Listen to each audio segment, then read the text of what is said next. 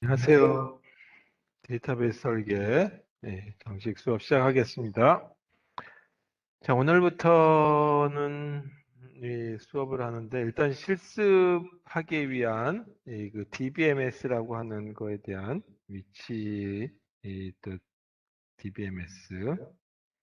자, 우리 사용하는 DBMS는 SQLite라고 하는 걸 쓴다 그랬죠. 그래서 이거를 보통 이제 안드로이드 환경에서 그 쓰는 걸 원칙으로 만들어져 있는데 이게 안드로이드뿐만 아니라 윈도우에서도 쓸 수 있게 설치가 할 수가 있어요.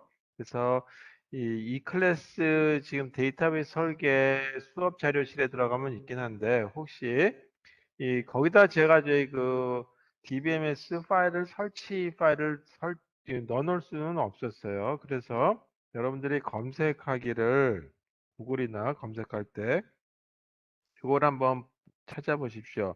DB 브라우저라고 하는 그 언더라인 4 그다음에 SQLite 자, 그 다음에 여기 보게 되면 3.x, 뭐 3.12가 나와 있던데, 뭐 이렇게 생긴 거를 찾게 되면, 이 해당되는 파일들 찾을 수 있을 거예요. 그래서 이 뒤에 건 필요 없고, 여기까지만 가지고 검색을 하시고, 여기서 내가 64비트 윈도우 환경이다, 아니면 맥 가지고 있다, 라고 하는 거에 따라서, 자기 이 PC 환경에다 설치해 주시면 되겠어요.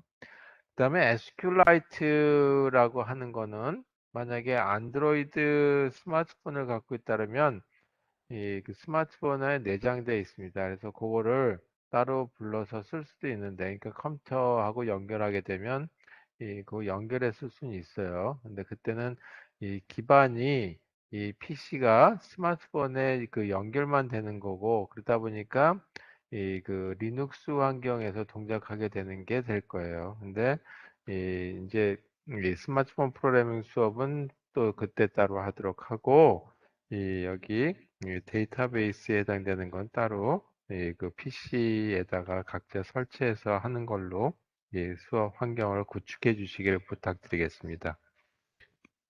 자, 그래서 꼭 요걸 설치해 주시길 부탁드릴게요. 그러면 그냥 SQLite를 조금 더 쓰기 쉽게 만들어져 있는 게 DB 브라우저다라고 하는 걸로 이해하시고 우리 수업하면서 간혹가다 DB 브라우저 가지고 하는 거, 그 다음에 실습 내용에 대한 것들을 제가 이 클래스 자료에다가 올려놓도록 하겠습니다.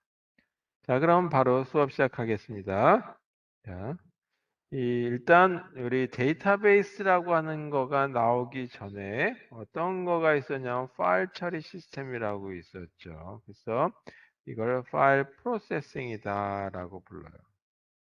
그래서 파일 프로세싱 시스템 또는 파일 처리 시스템.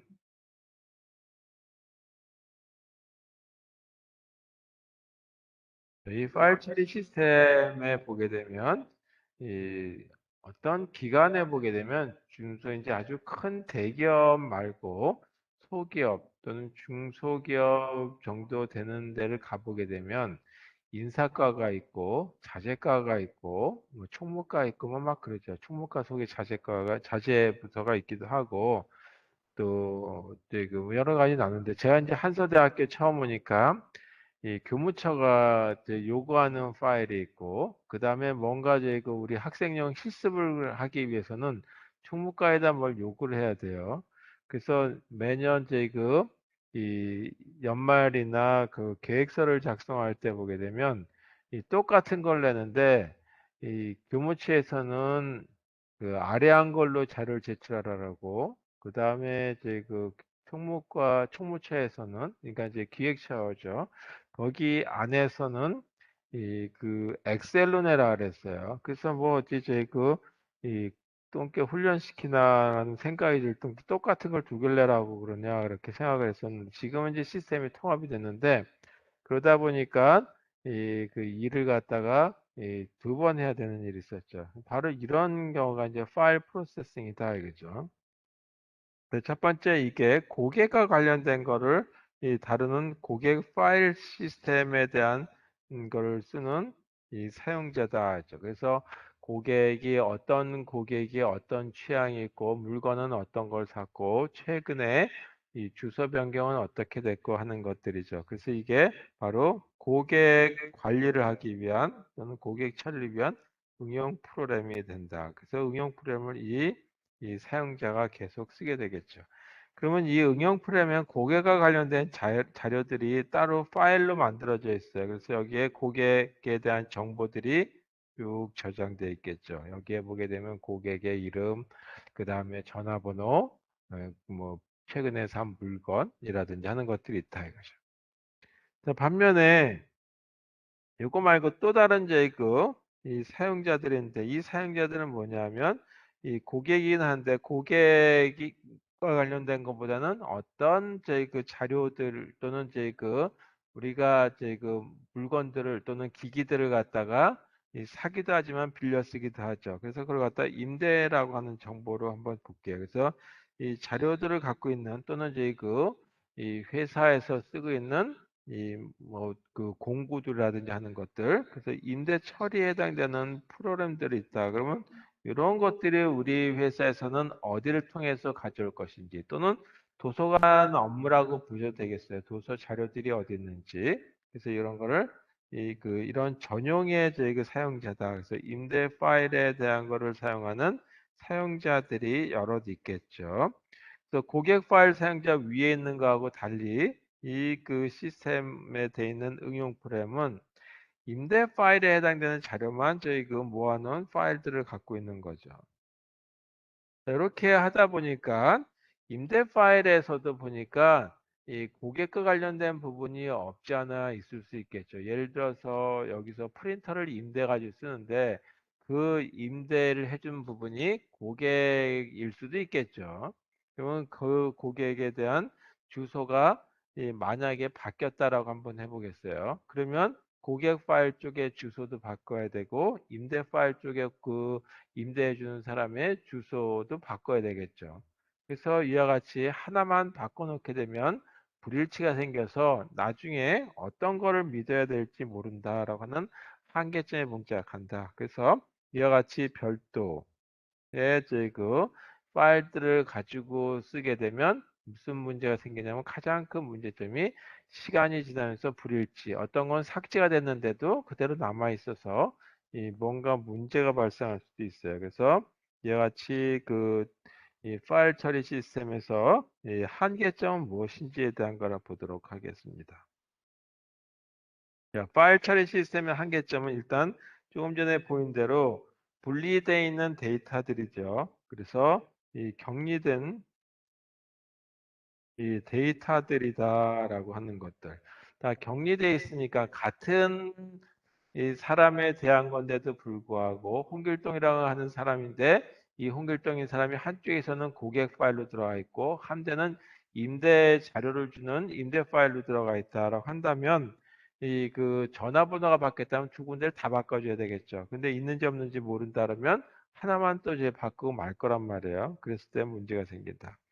또 하나가 이렇게 하다 보니까 조금 전에 얘기한 대로 격리됐다고 보니까 서로 이 사용자들이 이 자기가 쓰는 파일들에 대한만 업데이트가 될 거다. 그래서 데이터 중보를 가져온다는데 이 데이터 중보를 가져오게 되면 어떤 문제를 발생했냐면 무결성을 갖다가 좀 더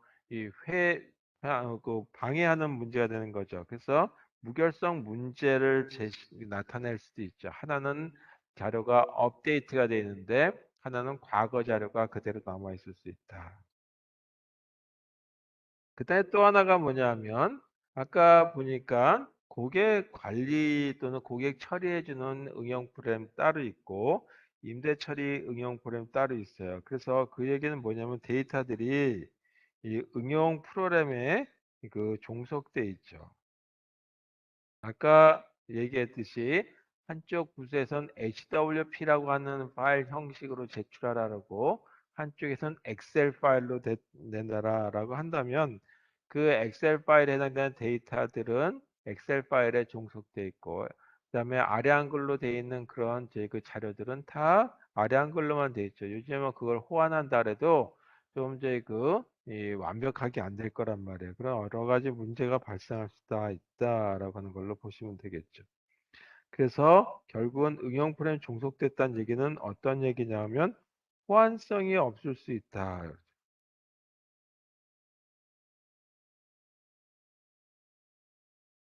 자, 아까 보였듯이 고객 파일들에 대한 거하고 그다음에 임대 파일에 대한 것들이 하나는 텍스트 파일로 되어 있고 어떤 것들은 저희 엑셀 파일로 되어 있고 그렇다면 서로 읽어드릴 때 조금 문제가 발생하겠죠. 이와 같은 문제들을 해결하지를 못하는 것이 바로 파일 처리 시스템의 단점이다라고 보시면 되겠습니다. 그래서 이런 것들을 해결하기 위해서 일단 파일 처리를 하지 말고 데이터베이스라고 하는 걸로 만들어 보자라고 하는 게 이제 아주 오래전부터 나온 취지죠. 다음 파일 시스템과 이 상대적으로 데이터베이스 처리 시스템은 어떻게 될 것이냐. 자, 그러면 아까 보면 이와 같이 사용자가 있고 이 사용자는 고객 처리에 대한 것만 다룬다. 그 다음에 또 하나는 이 사용자들은 임대에 관련된 것만 다룬다. 그래서 임대 처리 응용에 대한 것만 다루는 사용자들이 있다 이거죠. 그 다음에 뭐 이것뿐만 아니라 여러 가지 있겠죠. 그래서 기타 응용들이 상당히 많이 있을 테니까 응용 프레임들이 있다. 그래서 이런 것들을 사용하는 또 사용자들이 있겠죠. 그래서 아까는 고객 처리에 대한 파일 따로, 임대 처리에 대한 파일 따로, 또 기타에 대한 파일 처리가 있었는데 그거를 그렇게 하지 말고 이 데이터베이스라고 하는 데다가 여기다 하나 통합해 놓자. 그래서 데이터베이스를 하나 만들어 놓고 여기서 이제 필요한 것들만 골라 쓰면 되지 않겠느냐 이거죠. 그래서 사용되는 하나의 소프트웨어가 하나 필요한데 그 소프트웨어를 DBMS라고 부른다. 데이터베이스 매니지먼트 시스템이다. 그래서 실제 저희 데이터베이스에 바로 연동해서 쓰는 것이 아니라 DBMS라고 하는 이 소프트웨어를 통해서 데이터베이스에 접근할 수 있도록 이렇게 설계가 되어 있는 거죠. 자, 그래서 이와 같은 전체 이런 것들을 갖다가 데이터베이스 응용 프로그램이다라고 부르겠죠.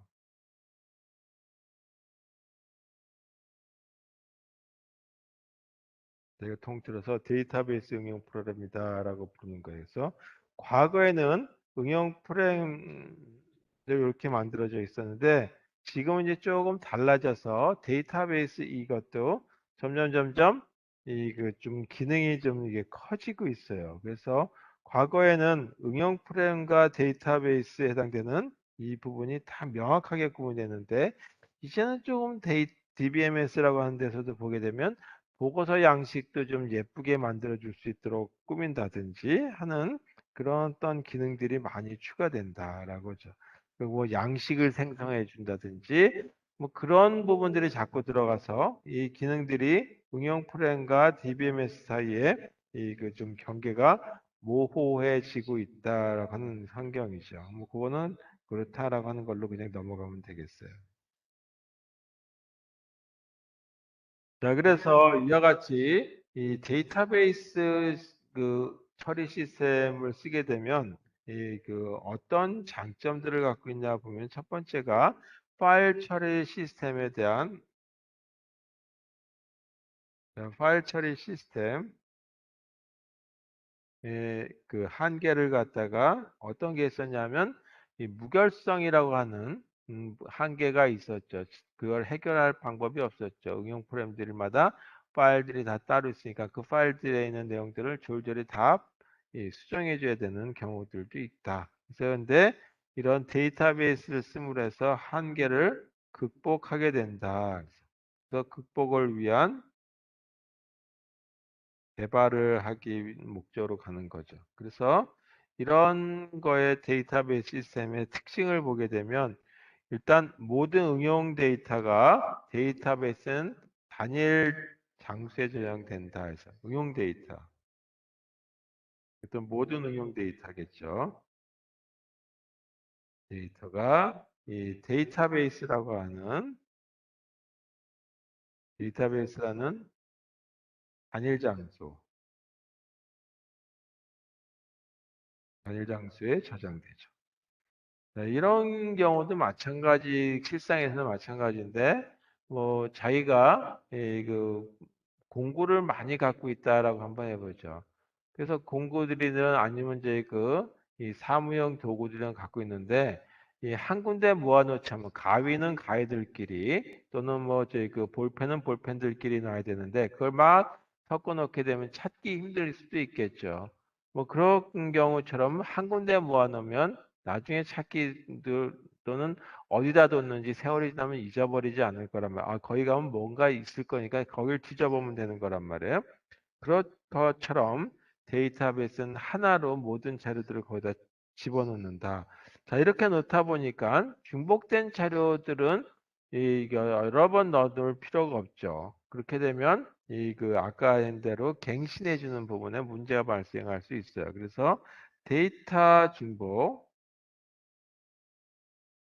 데이터 중복. 자, 이것도 글씨가 조금 이상해서.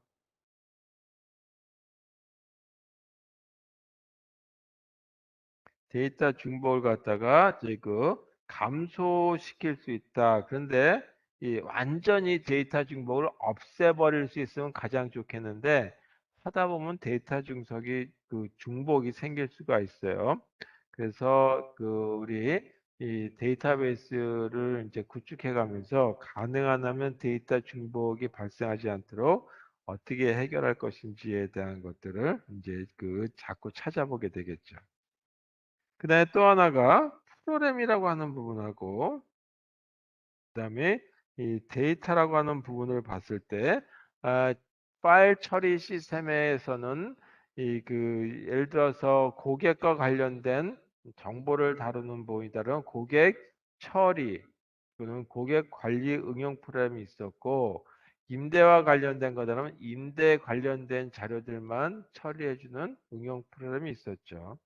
그러다 보니까 프로그램하고 데이터하고 서로 간에 이 별도로 움직였어요. 그래서 예를 들어서 임대 처리해 주는 데는 모든 자료들이 엑셀 형태로 들어가 있었고 그것들을 읽고 쓰고 하도록 만들었다라고 한다면 또 고객 관리에 대한 거는 이 텍스트 파일로 되어 있다. 그럼 서로 간에 호환이 없을 거란 말이에요. 그래서 프로그램과 데이터 간에 서로 하나의 독립 그러니까 독립적이지 않고 굉장히 좀 종속적이었는데 이제는 데이터베이스라고 하는 걸 쓰면서 독립적이니까 어떤 응용 프로그램을 쓰든지 간에 데이터베이스라고 하는 그 안에 자료에 들어가는 것들을 쓸 수 있도록 하기 위해서 이 어떤 기능들을 제공해 주는 거죠. 그래서 종속적인 것이 아니라 독립적으로 하고 필요시에 보고서 등등을 만들 수 있도록 설계를 해주면 되겠다라는 거죠. 자, 그렇다면 이제 좀 더 구체적으로 들어가서 데이터베이스라고 하는 것은 무엇이냐라고 하는 DB라고 할게요. 그래서 데이터베이스에 대한 정의부터 한번 보자. 이 데이터베이스의 정의를 보게 되면 이렇게 만들어져 있어 글로 쓰게 되면 스스로 기술해주는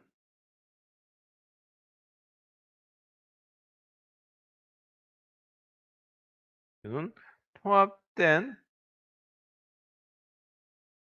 레코드들 모임을 갖다가 이 데이터베이스라고 얘기한다.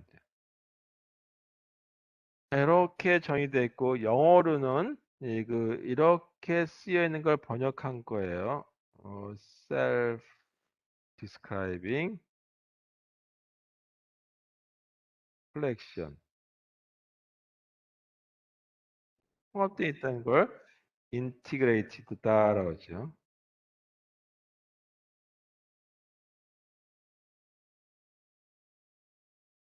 레코드. 자, 레코드가 뭔지에 대한 건 조금 이따가 얘기하도록 하겠습니다. 자, 이게 많은 의미는 뭐냐라고 하는 거지. 이렇게 말을 했는데, 이 뭐를 저희가 데이터베이스라고 하는 거냐. 그래서 스스로를 기술해주는, 이제 스스로를 기술해주는 통합된 레코드들의 모임이다. 그럼 첫 번째 의미를 보게 되면, 이 스스로를 기술해준다라고 하는 의미가 있고, 두 번째 보게 되면, 통합된 레코드 모임이다라고 하는 걸로 둘로 나눠서 볼 수 있겠죠. 그리고 세 번째 하나 더 든다면 이 모델은 어떤 모델이냐. 그래서 사용자의 모델이다라고 하는 걸로 나눠서 의미를 한번 파악해 보자. 그래서 일단 첫 번째가 스스로 기술이라고 하는 하나의 이 그 내용과 그다음에 통합된 레코드라고 하는 이와 같은 이 그 두 개로 이루어진 그 문장에 대해서 한번 의미를 파악해 보도록 하겠습니다. 첫 번째, 데이터베이스는 DB는 스스로를 기술한다. 자, 이거에 대한 의미는 뭐냐라고 하는 거죠. 이 부분은 사용자의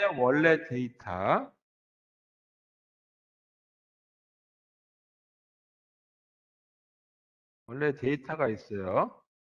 또는 그 데이터들의 어떤 모습이 있겠죠. 그것들을 묶어 놓겠죠.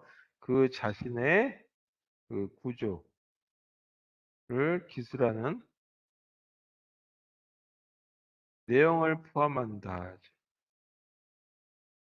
우리가 제 자료 하나만 있는 것이 아니라 여러 개의 자료가 있으면 그 자료들을 어떻게 나타낼 것이냐라고 하는데 이 그 나타내는 부분들을 보게 되면 기술 부분은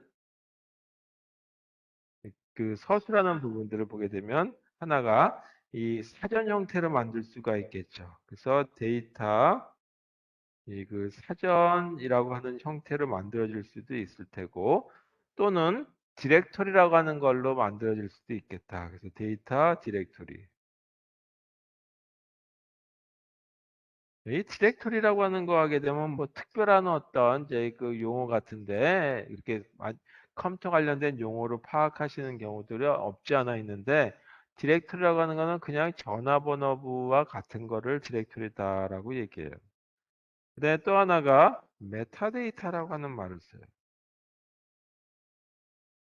이 메타데이터라고 하는 말은 많이 사용하는데 이거 이렇게 또는 이거 뭐 사전 또는 디렉토리 또는 메타데이터라고 한다. 예를 들어서 데이터들을 쭉 나열했는데 그 자료들을 갖다가 추리 형태로 만들어 놨다라고 한번 보죠. 그리고 추리 형태로 가져가면서 이 뭔가 검색을 좀 쉽게 하기 위해서 이 만약에 A로 이루어진 것들은 왼쪽에다가 쭉 모아놓고 B로 이루어진 거는 또 뭐 그 다음 옆에다 모아놓고 이런 식으로 추리 형태를 쭉 만들어 놨다라고 하자 이거죠. 그랬을 때 추리 형태 그 자료 구조 형태가 있겠죠. 어떻게 포인터가 있고 뭐 그런 것들이 다 메타데이터라고 하는 걸 볼 수 있어요. 작은 의미에서. 그다음에 뭐 이제 그 레포트를 만들기 위해서는 어떻게 하고 그런 것들이 다 들어가기도 하고 자료 분석을 하기 위한 것들 이런 것들 일종의 메타데이터라고 하는 거죠. 데이터베이스의 순수한 어떤 자료가 아니라 그것들을 좀 더 편리하게 해서 그래서 메타데이터는 데이터를 구성하는 데이터다. 또는 데이터의 데이터라고 이렇게 얘기하기도 합니다. 이제 세월이 지나면서 데이터베이스를 하게 되면 아 이게 메타데이터구나 라고 하는 것을 이해하시게 될 거다라고 생각됩니다. 그 다음에 데이터베이스를 통합된 레코드다라고 불러준다라고 했죠. 통합된 레코드.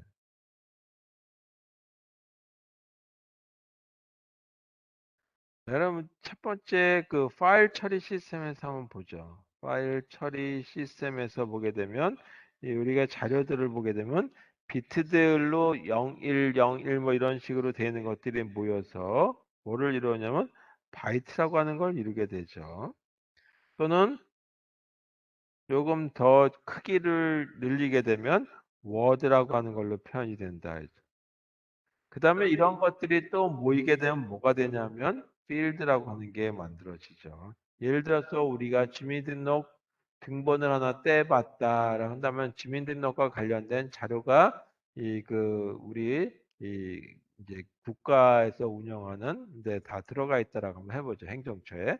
그러면 여기에 주민등록번호 하나, 사람 이름 이런 거 하나하나를 다 뭐라냐? 필드라고 얘기하죠. 그리고 그 필드에 주민등록번호다라고 한다면 주민등록번호 첫 번째가 9로 시작한다라고 한다면 9가 이 바이트로 돼 있는지 또는 이제 그 워드 사이즈의 어떤 숫자로 표현됐는지 그리고 9를 나타내기 위해서 예를 들어서 한글로 표현한다면 어떤 걸로 돼 있는지 완성형으로 돼 있는지 뭐 여러 가지 얘기할 수 있겠죠.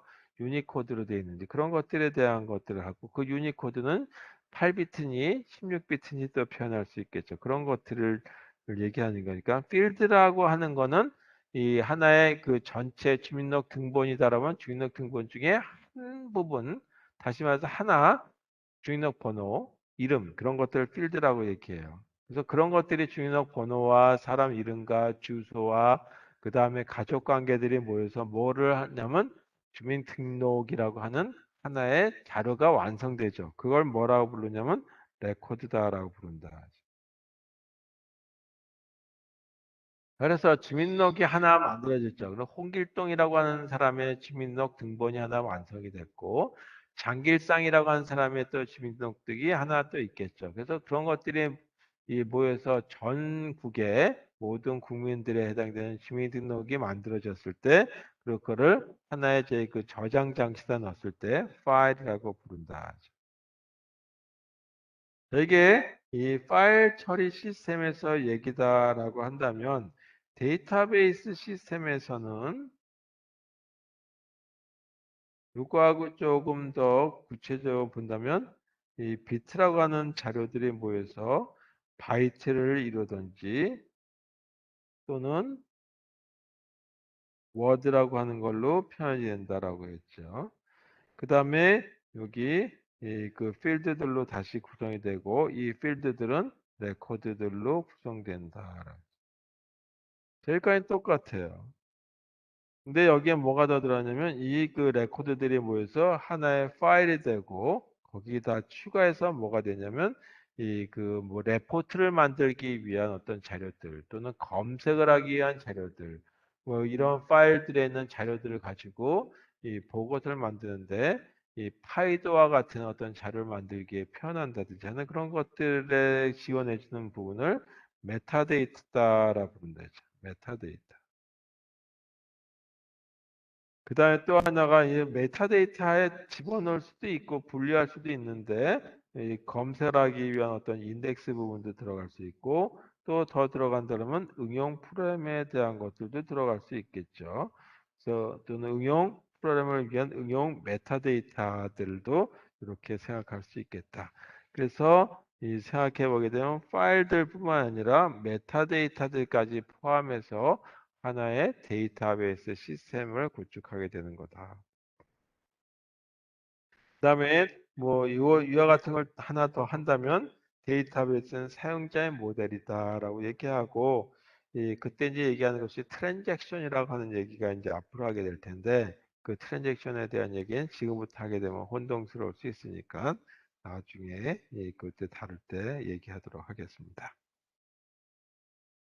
자, 지금 하는 내용은 꼭 해야 되는 건 아니지만 그래도 상식적인 면에서는 좀 알아둘 필요는 있죠. 그래서 데이터베이스의 그 처리 역사, 어떻게 데이터베이스라고 하는 부분들이 탄생하고 실제 제품들이 나왔는지에 대한 건 좀 알아둘 필요가 있겠다. 그래서 이 70년대 또는 60년대 살았던 사람들, 60년대, 1960년은 조금 전선화가 우리나라뿐만 아니라 전 세계가 그리 잘 돼 있지 않던 시절이고, 70년대부터 이제 모든 기관들이 전산화를 하기 시작했죠. 그리고 우리나라는 1980년 들어와서 중반쯤 돼야지만 이 밤에 이 모든 기관들이 컴퓨터를 24시간 가동하고 끄지 않는 거죠. 그제는 다 그 컴퓨터들을 끄고 갔어요. 대형 컴퓨터든 미니 컴퓨터든 간에. 그리고 지금도 그렇지만 이 사람보다 컴퓨터가 더 대우를 잘 받는 수가 있죠. 그 얘기는 뭐냐면 한겨울엔 따뜻하게, 한여름엔 시원하게 이렇게 대우를 해주는 그런 환경이 됐었다. 사람보다 더 가치를 더 중요시하던 그런 시절이 있었는데 지금도 조금 그렇긴 하지만 그 당시에 이 그 데이터베이스라고 하는 거를 엮여서 쭉 일했던 사람들은 역사가 산증인이겠지만 여러분들 같은 경우는 이제 이 어디를 가든지 데이터베이스가 다 구축된 상황에서 모든 거죠. 그래서 이 과거는 어땠는지 좀 달아볼 필요가 있어서 써보도록 하겠습니다. 자, 먼저 저희 그 데이터베이스를 이렇게 다루게 된 거는 뭐냐면 조직 환경이 변화됐어요. 그전에는 저희 이 컴퓨터를 다룬다라고 한다면 전산실이라고 하는 걸 따로 두고 특정한 사람들만 이 데이터베이스라든지 아니면 자료들을 쓸 수 있는 거죠.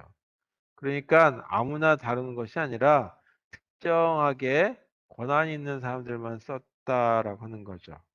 그러다가 이 조직 어딜 가든지 컴퓨터들을 다 쓰게 되죠. 제가 1990년, 91년인가 이 회사 만들기라고 하는 데 있었는데 그 만들기계 일부 부서 이 예비군 뭐 담당하는 그 부서에다가는 PC를 안 줬어요. 뭐 그래서 저희 달라 그래도 안 줬죠. 그러니까 예비군 중대본부에서는 수작업으로 아 이거 예비군 이번에 누가 나와야 되고 민방위 훈련은 누가 대상이고 하는 거를 안 줘서 수작업을 했던 시절이 있었어요. 90년대도 그랬다 이거죠. PC 따로 준 거죠.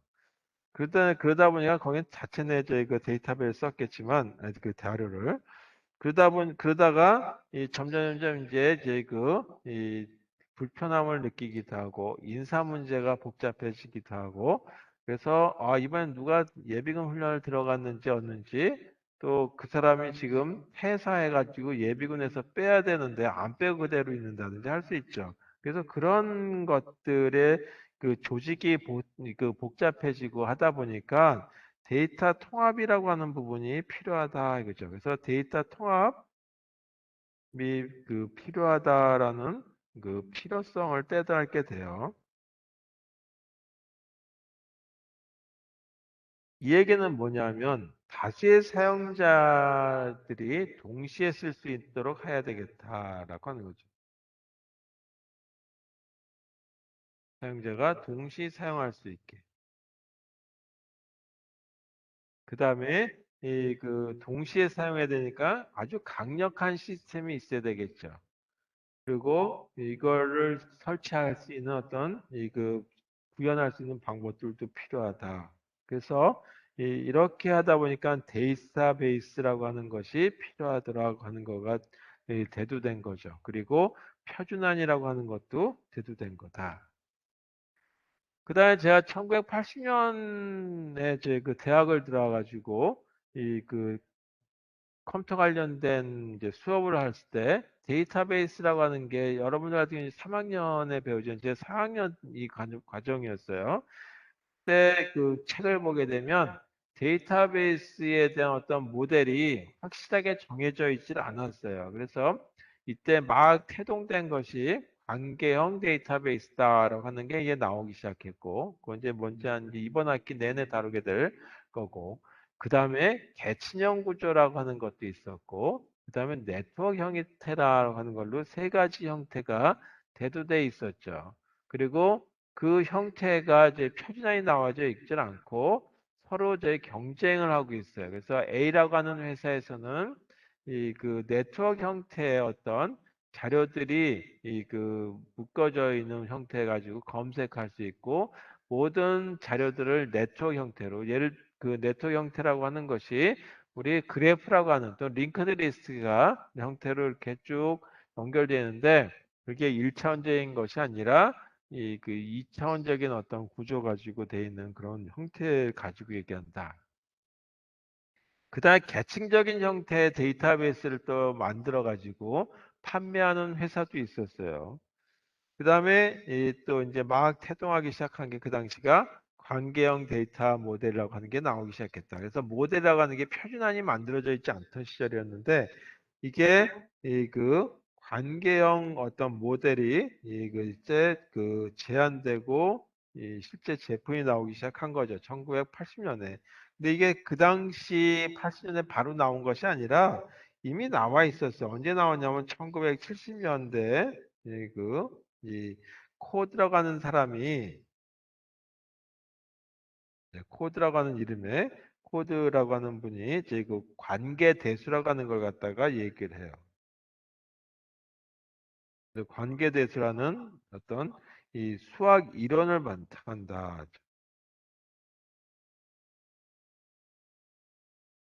이 수학 이론을 발표함으로써 이 그 대량의 데이터 저장에 적합한 형태를 나타낸 거죠. 그래서 대량의 어떤 이 데이터 저장 에 대한 걸 가지고 만들어질 수 있겠다.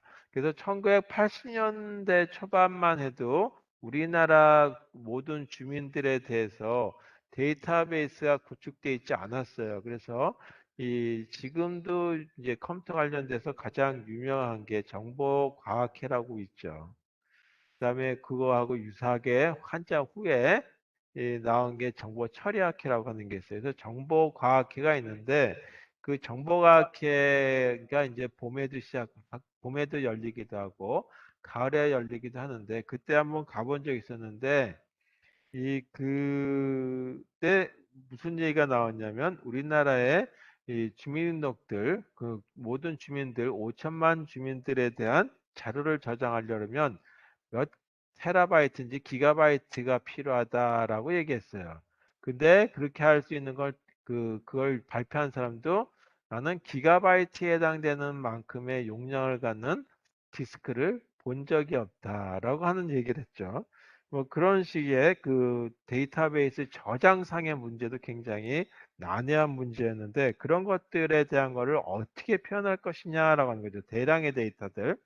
그래서 그거에 대해서 표현하기에 가장 적합한 형태로서 누가 좋으냐라고 하는 표준안을 가지고 서로 실랑이를 하다가 결국은 이 관계 대수라고 하는 기반으로 하는 그 관계 데이터베이스라고 하는 게 태동됐다. 이걸 갖다가 관계형 또는 관계 데이터베이스라고 하는 것이 태동이 됐어요. 네, 이렇게 나왔다. 그래서 이걸 갖다가 영어로 Relational Database 모델이다.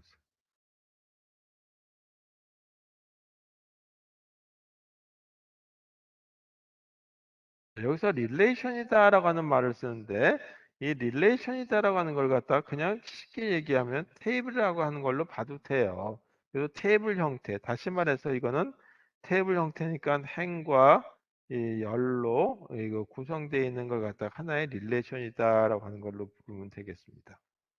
자, 그다음에 이제 우리는 너무 대형의 어떤 걸 쓰기는 좀 불편하게 되겠죠. 그리고 우리가 지금 쓰고 있는 스마트폰에도 데이터베이스 매니지먼트 시스템이라고 하는 DBMS가 들어가 있다. 근데 이와 같이 이 1970년대 말부터 8비트 컴퓨터 애플이라고 하는 게 나와 있었죠. 그리고 애플 후에 이 리사라고 하는 게 또 나왔고 그 이후에 또 이 맥킨토시라고 하는 게 나왔죠. 그래서 이 맥킨토시도 하나의 사과의 종류가 되는 거고 그래서 이름이 맥킨토시라고 하는 걸로 붙어진 거죠. 근데 그러다 1970년대 후반부터 나오는 8비트 마이크로 컴퓨터에도 이제 지금은 PC라고 부르지만 그보다 훨씬 더 기능이 작다 그래서 마이크로 컴퓨터라고 불렀어요. 그래서 마이크로 컴퓨터 여기도 DBMS라고 하는 거가 이제 구축돼서 쓸 수 있도록 이 제품이 출시가 된 거죠. 이게 언제 나왔냐면 1979년에 발표가 됐어요. 그리고 그때 나왔던 이름이 디베이스라고 하는 이름으로 나왔다. 그래서 디베이스 2라고 하는 이름으로 라고 하는 DBMS가 발표가 된 거다. 근데 이게 진정한 의미의 DBMS는 아니고 이 파일 처리 시스템에다가 데이터베이스를 좀 형태를 구축할 수 있도록 만들어져 있는 거고, 이 DBase2라고 하는 거는 어떤 형태냐면 파일 처리 시스템인데, 파일 처리 시스템에다가 일종의 그 적합한 이 그 프로그램 언어를 가지고 정의했어요.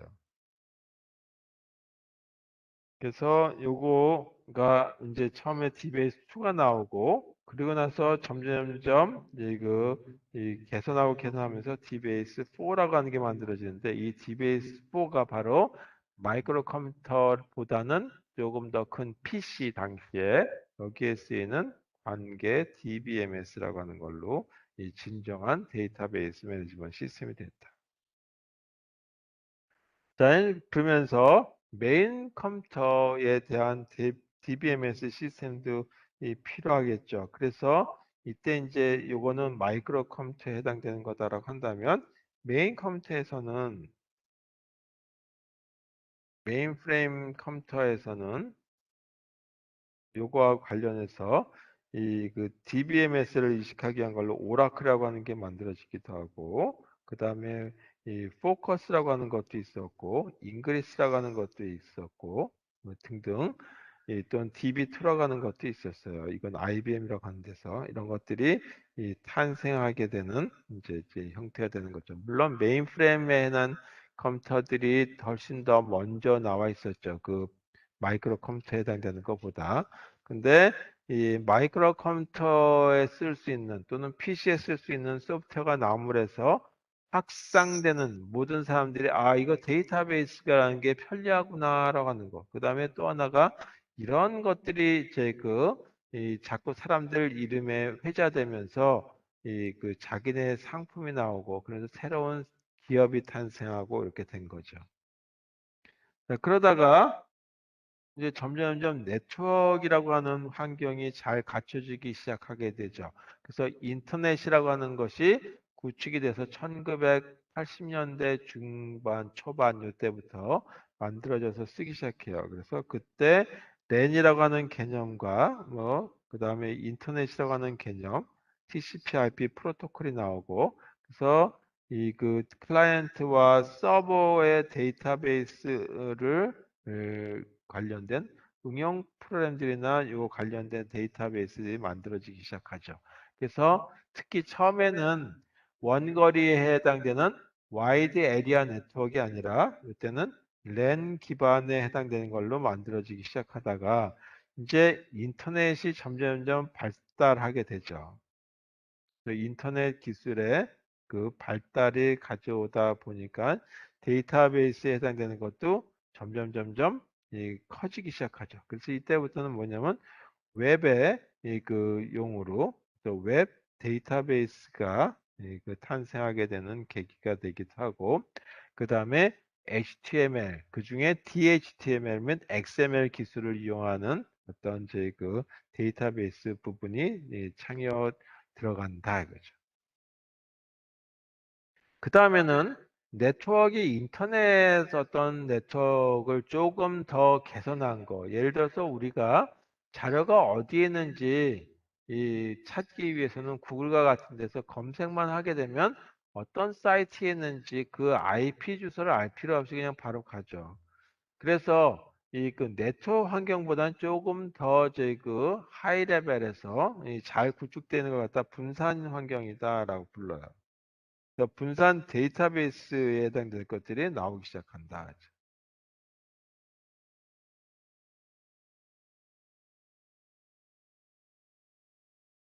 분산 데이터베이스 처리 기술이 발생한다.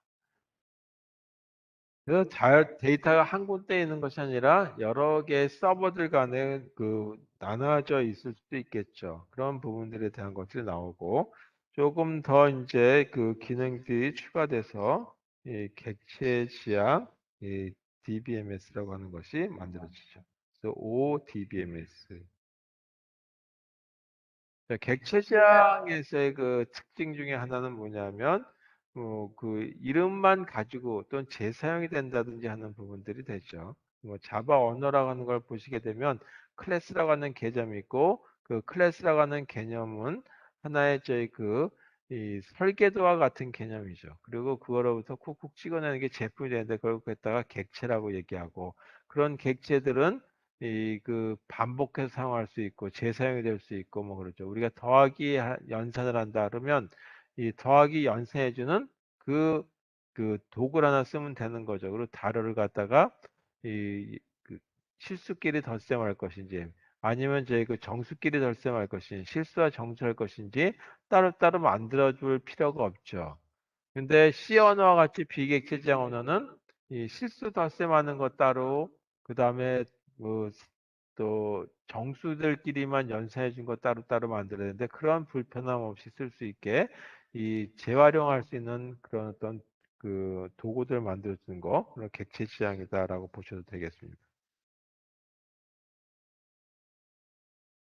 자, 그래서 우리가 이제 데이터베이스에 대한 역사는 요 정도로 보고 우리가 이제 실제 해야 될 건 뭐냐 하면 데이터베이스에 대한 개발을 해야 되겠죠. 그래서 DB 개발을 이제 해주는데 우리가 이제 이 보통 학사 과정에서는 이제 외국 대학이나 뭐 좀 더 이제 그 환경이 좀 잘 갖춰져 있는 걸로 본다면 이 데이터베이스를 구축해 주는 것보다는 DBMS를 만드는 거 가지고 한 학기 프로젝트 성격으로 여러분들한테 드리는 것이 좋을 것 같고 학사 과정에서 그 다음에 이 조금 더 한 단계 그걸 거치게 되면 다시 말해서 학사 과정을 거쳐서 대학원을 간다든지 하게 되면 데이터베이스를 구축해 주는 걸로 하기도 한다 이거죠. 근데 지금 우리나라의 대체적으로 보게 되면 데이터베이스를 구축해 주는 걸 위주로 하고 있어요. 그래서 일단은 데이터베이스 구축해 주는 거가 이번 학기에 목표가 될 것 같긴 해요. 근데 제 생각에는 데이터베이스 매니지먼트 시스템을 만들었으면 좋겠다라고는 하나의 그냥 저의 바람입니다. 자, 데이터베이스 시스템의 구성 요소를 보겠죠. 그러면 이와 같이 이 데이터베이스가 있고 이제 이게 여러 가지의 그 자료들이 한꺼번에 다 모여 있겠죠. 여기에 포함되는 그 DB의 포함 요소들을 한번 보자. 어떤 것들을 포함하고 있는지 보게 되면 사용자가 원하는 자료들이 들어가겠죠. 그래서 사용자 데이터가 여기에 잔뜩 들어가 있을 거다. 그 다음에 또 하나는 그 사용자들이 만들어주는 자료들을 빨리빨리 검색할 수 있도록 하는 부분들이 있죠. 그래서 순수한 데이터 부분보다는 검색을 좀 더 용이하게 하기 위한 것 또는 그 자료들에 대한 것들을 묶어서 했을 때 분석하기 위한 어떤 부분들 그거를 뭐라 하냐면 메타데이터다라고 부른다. 이런 것들이 들어가 있고 이제 이런 부분들로부터 우리 뭐를 만들어 봐야 되냐면 DBMS라고 하는 소프트웨어가 만들어진다. 이 DBMS 부분을 보게 되면 크게 세 부분으로 생각해 볼 수 있는데 하나가 이 DBMS의 그 엔진 부분이에요. 이 엔진이다라고 하는 거는 뭐냐면 자료에 해당되는 것들을 어떻게 저장하고 그 다음에 검색을 할 수 있도록 해주고 뭐 이런 것들이 다 이제 이 안에 들어가죠. 그래서 DBMS를 우리가 이제 뭐 쓰기 위해서 SQL이라고 하는 어떤 명령어를 쓰게 되는데 그 명령을 해석하고 하는 부분들이 여기 다 들어가는 거다 이거죠. 그다음에 그 엔진에서 쓰는 부분들이 뭘로 들어가냐면 하나가 설계 도구라고 하는 부분과 실행 시간이라고 하는 부분을 이렇게 해서 둘로 다시 나눠질 수가 있어요. 그래서 설계 도구는 누가 사용하게 되냐 하면 데이터베이스를 구축하는 개발자들이 이걸 사용하게 되겠죠. 그 개발자들이 설계 도구를 이용해서 데이터베이스를 구축하고 또는 자기가 필요에 따라서는 설계 도구를 가지고 구축을 하면서 이게 잘 됐는지 중간중간 점검돼 볼 필요가 있고 또는 개발자를 위한 어떤 응용 프로그램이 있을 수 있어요. 개발자들끼리 이 프로그램. 그래서 개발자들만 이렇게 쓸 수 있는 부분들이 있겠다. 자, 실행 시간과 관련해서는 사용자들이 이제 데이터베이스를 사용하는 사용자들이 하나가 아니라 여러 명이 있겠죠. 그 사용자들이 있고 이 사용자들이 이 실행 시스템에 맞춰 가지고 데이터베이스에 대한 것들을 열어본다라고 하는 거죠. 검색도 하고 또는 또 자료를 갖다가 바꿔놓기도 하고 한다. 여기도 응용 프로그램이 있어서 그 부분에 해당되는 걸 가지고 데이터베이스에서 읽은 걸 가지고 이 하나의 내가 그 자료들만 모아 가지고 실험한 결과를 추출해낸다든지 할 수도 있을 거란 말이에요. 또는 그 부분들을 다시 이제 응용해서 집어넣기도 하겠죠. 이런 식의 것들, 뭐 데이터베이스 그 비행기 예약 시스템이다 그러면 이 사용자가 쓸 수 있도록 사용자들이 그걸 검색하고 예약을 하고 뭐 이런 식의 형태가 구축될 수 있겠다. 그래서 사용자 데이터 부분하고 그 다음에 뭐 메타데이터 얘기가 나올 텐데 이제 그 얘기는 오늘 안 하고 다음 시간에 하도록 할게요. 그래서 오늘은 여기까지만 수업하는 걸로 하도록 할게요. 그래서 이 정도 수업하고 그다음에 수업 시작할 때 말씀드린 대로 데이터베이스 구축하기 위한 그 도구들이 제가 지금 여기다가 올려드릴 수가 없으니까 검색하셔가지고 하는데 우리 수업 자료 이 클래스 수업 자료에 들어가셔가지고 다운로드 받아서 설치해 놓고 그 다음에 제가 그거를 그때그때 실습자를 넘겨드리도록 하겠습니다. 그럼 그걸 가지고 실습을 해보시고 이 실습 결과가 어떻는지 저한테 보여주실 수 있으면 고맙겠습니다. 자, 오늘 수업 일단 오늘 여기까지 하도록 하겠습니다. 질문 있으세요? 자, 없으면 수고하셨습니다. 여기까지 할게요.